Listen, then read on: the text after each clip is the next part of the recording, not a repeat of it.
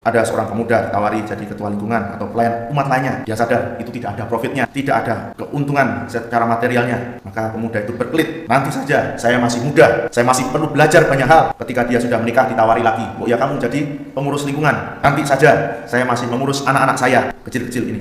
Ketika anak-anaknya sudah besar, dia berkelit lagi, nanti saja, karir saya masih meningkat ini. Ketika sudah tua, sudah pensiun, sudah sakit-sakitan, ditawari jadi ketua lingkungan, walah saya sudah tidak mampu lagi, hampir meninggal ini. Para saudara terkasih, lalu kapan lagi kita melangkah maju, kapan lagi kita berkomitmen untuk melayani Tuhan, untuk melayani kerajaan Allah, jika kita terus menoleh ke belakang. Para saudara, mengikuti Yesus tidak bisa separuh-separuh. Mengikuti Yesus siap untuk berkorban. Mengikuti Yesus juga berarti siap memperjuangkan kerajaan Allah dan nilai-nilainya di atas segala hal. Dan kita percaya Tuhan melihat kita, Tuhan menyiapkan juga ganjaran bagi mereka yang rela berkorban demi kepentingan kerajaan Allah.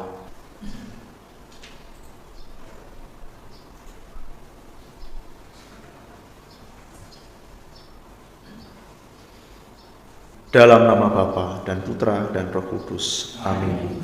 Semoga rahmat Tuhan kita Yesus Kristus, cinta kasih Allah, dan persekutuan Roh Kudus bersamamu. Dan bersama saudara-saudari yang ada di tempat ini, di Kapela Paroki Yesus Gembala Baik, serta juga para saudara dan saudari yang mengikuti perayaan Ekaristi secara daring di tempat masing-masing.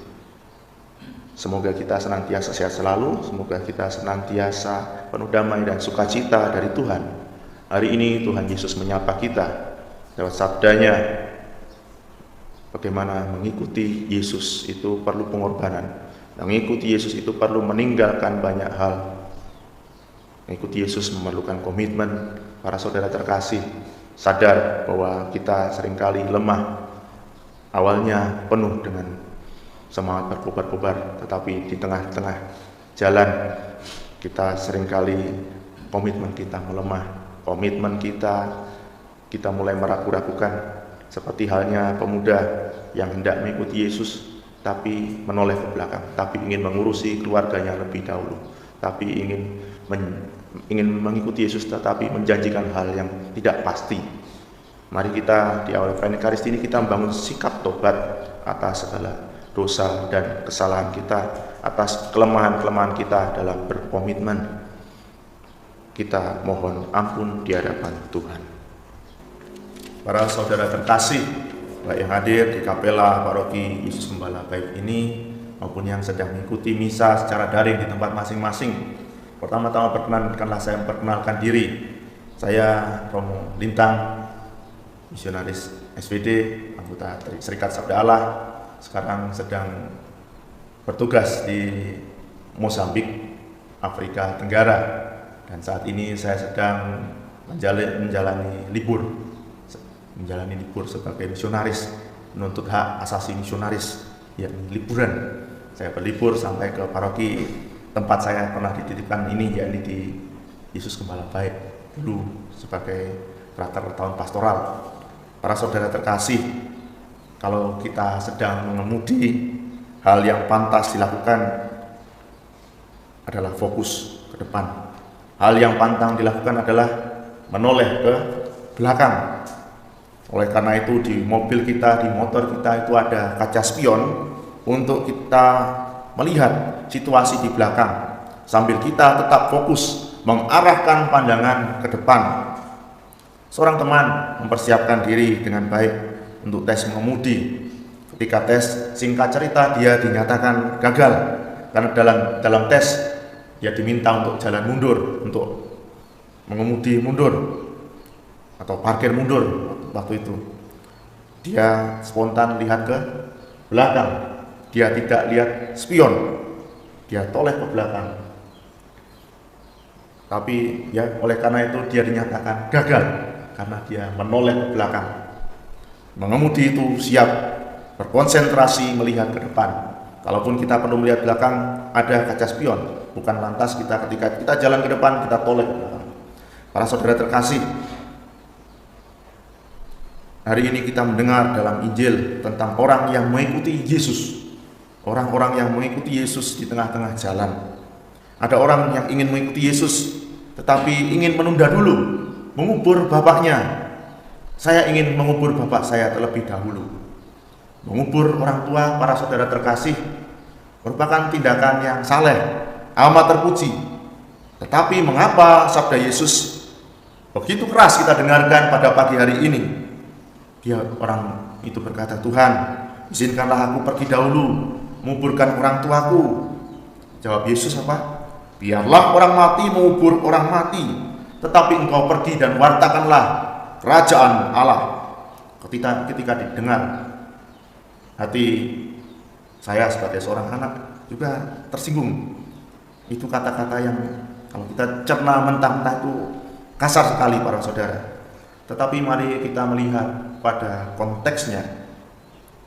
Ketika orang tua wafat, seorang anak yang baik itu pasti mengutamakan berada di sisi jenazah orang tua itu untuk melakukan penghormatan terakhir pada almarhum orang tuanya. Seorang anak yang baik tidak akan berkeliaran, tidak akan misalnya ikut kerumunan orang di pasar, tidak akan berkeliaran nonton dangdutan, tidak akan berkeliaran main kartu dengan teman-temannya atau jalan-jalan keramaian, tidak akan. Ia akan memilih untuk tetap berada di sisi jenazah orang tuanya selagi masa berkabung itu. Akan tetapi orang itu dikisahkan mendatangi rombongan Yesus. Maka besar kemungkinan para saudara-saudariku, orang tuanya itu belum meninggal. Orang tuanya belum meninggal. Tidak tahu kapan orang tuanya akan meninggal, kapan hari penguburan. Orang tuanya masih hidup. Oleh karena itu dia masih berjalan-jalan hingga mendengar rombongan Yesus, lalu ia mengikuti rombongan Yesus itu. Dia ingin ikut Yesus, tapi dia ingin mengerjakan juga pekerjaan yang tidak pasti, yakni menguburkan orang tuanya yang harinya tidak tahu. Orang tuanya besar kemungkinan masih hidup. Dia ingin melihat kepentingan keluarga dan kelompoknya di atas komitmen untuk mengikuti Yesus. Yang lain ada kasus juga dalam Injil, berkomitmen tapi dengan syarat saya pulang kampung dahulu, saya pamitan pulang kampung dahulu. Sudah ingin maju tapi mundur dulu. Para saudara terkasih, mengikuti Yesus itu tidak bisa separuh-separuh. Mengikuti Yesus itu siap berkorban. Mengikuti Yesus itu berarti siap untuk memperjuangkan kerajaan Allah dan nilai-nilainya di atas segala hal. Panggilan Tuhan demi kerajaan Allah kapanpun datang perlu jawaban dan komitmen dari kita. Ada seorang pemuda ditawari jadi ketua lingkungan atau pelayan umat lainnya. Dia sadar itu tidak ada profitnya, tidak ada keuntungan secara materialnya. Maka pemuda itu berkelit, nanti saja, saya masih muda, saya masih perlu belajar banyak hal. Ketika dia sudah menikah ditawari lagi, oh ya kamu jadi pengurus lingkungan. Nanti saja, saya masih mengurus anak-anak saya kecil-kecil ini. Ketika anak-anaknya sudah besar, dia berkelit lagi, nanti saja, karir saya masih meningkat ini. Ketika sudah tua, sudah pensiun, sudah sakit-sakitan, ditawari jadi ketua lingkungan, walah saya sudah tidak mampu lagi, hampir meninggal ini. Para saudara terkasih, lalu kapan lagi kita melangkah maju, kapan lagi kita berkomitmen untuk melayani Tuhan, untuk melayani kerajaan Allah, jika kita terus menoleh ke belakang. Para saudara, mengikuti Yesus tidak bisa separuh-separuh. Mengikuti Yesus siap untuk berkorban. Mengikuti Yesus juga berarti siap memperjuangkan kerajaan Allah dan nilai-nilainya di atas segala hal. Dan kita percaya Tuhan melihat kita, Tuhan menyiapkan juga ganjaran bagi mereka yang rela berkorban demi kepentingan kerajaan Allah. Marilah menyatakan misteri iman kita. Setiap kali kami makan roti ini dan minum dari piala ini, wafat-Mu Tuhan kami wartakan hingga Engkau datang. Setiap orang yang siap untuk membaca tetapi menoleh ke belakang tidak layak untuk kerajaan Allah. Tuhan bersamamu. Dan bersama rohmu. Diberkatilah kita semua, keluarga kita, pekerjaan kita, pelayanan-pelayanan kita oleh Allah yang Maha Kuasa, Bapa dan Putra dan Roh Kudus. Amin. Saudara sekalian, dengan ini perayaan Ekaristi sudah selesai. Syukur kepada Allah. Kita pergi, kita diutus. Amin.